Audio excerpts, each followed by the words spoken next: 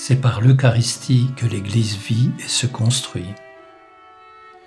Le Christ nous a donné son corps et son sang, et c'est par lui que nous avons la vie en nous. C'est ce mystère que nous célébrons. Mystère important pour l'Église. Mystère important pour chacun de nous. Nous sommes chrétiens par l'Eucharistie.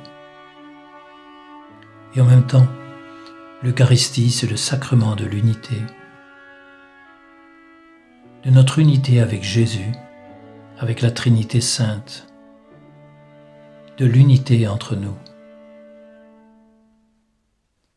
C'est par l'Eucharistie, par Jésus, par le corps et le sang de Jésus, que nous communiquons les uns avec les autres, car nous tous, nous trouvons la vie en lui et par lui. Disons aussi à Jésus, avec les prêtres du monde entier, notre reconnaissance pour l'institution du sacerdoce. Jésus a consacré et a changé la substance du pain et du vin en son corps et en son sang.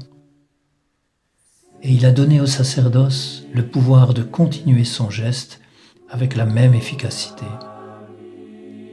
Et cela jusqu'à la fin des temps. Miracle, prodige auquel nous n'aurions pas osé songer. Cependant, c'est une réalité. En même temps que cette institution de l'Eucharistie, notre Seigneur nous donne une leçon d'humilité. Leçon d'humilité en lavant les pieds de ses apôtres pour qu'ils soient purs. Mais leçon d'humilité peut être plus grande encore en se mettant sous ces apparences très humbles du pain et du vin. Et pourquoi ? Pour aller en nous, pour entrer en nous, pour qu'il puisse nous prendre en pénétrant dans les profondeurs de nous-mêmes. C'est par humilité qu'il se donne. C'est avec humilité qu'il se donne. Et cependant, il est notre Maître, il est notre Dieu.